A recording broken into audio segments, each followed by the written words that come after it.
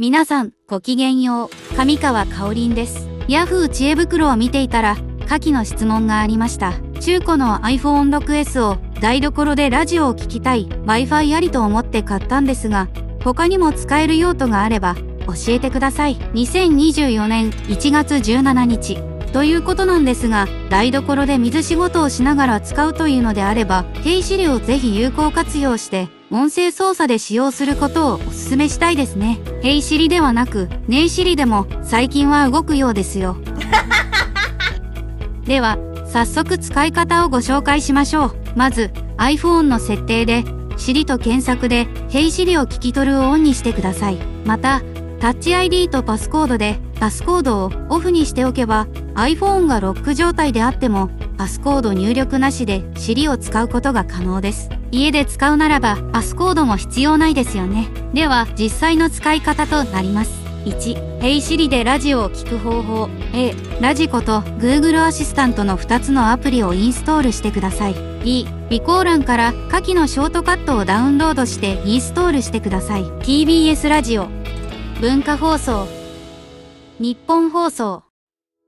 C、ロック状態からでも、Hey Siri TBS ラジオで、TBS ラジオが、Hey Siri 文化放送で、文化放送ラジオが、Hey Siri 日本放送で、日本放送ラジオが、それぞれ起動できます。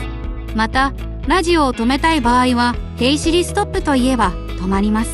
まずは、ラジオをノータッチで聞けるようになることをお試しくださいませませ。2、Hey Siri で音楽を聴く方法。YouTube の特定の音楽チャンネルを聴く方法です。備考欄から下記のショートカットをダウンロードしてインストールしてください。音楽別のチャンネルを開きたい場合は URL を変更してください。そして Hey Siri 音楽といえば YouTube で音楽を聴くことができます。なお YouTube は自動再生をオンにしておくとチャンネル終了後自動的に別のチャンネルに切り替わりますので便利です。3、Hey Siri で今日のおすすめ料理を見る方法。デリッシュキッチンというアプリをインストールしてください。備考欄から下記のショートカットをダウンロードしてインストールしてください。今日の料理。そして Hey Siri 今日の料理といえば今日のおすすめ料理を見ることができます。デリッシュキッチン以外のアプリが良ければショートカットを書き換えてください。4、その他の使い方としてはHey Siri だけで A、Hey Siri 今何時で、今の時刻を音声で聞くことができます。B、Hey Siri 今日は何日で、今日の日付と曜日を聞くことができます。C、Hey Siri 今日の天気はで、今日の天気を聞くことができます。D、Hey Siri マル分タイマーで任意の時間のタイマーを起動できます。E、Hey Siri ストップウォッチでストップウォッチを起動できます。F、Hey Siri 午前または午後〇〇時にアラームで、午前または午後〇〇時にアラームをセットできます。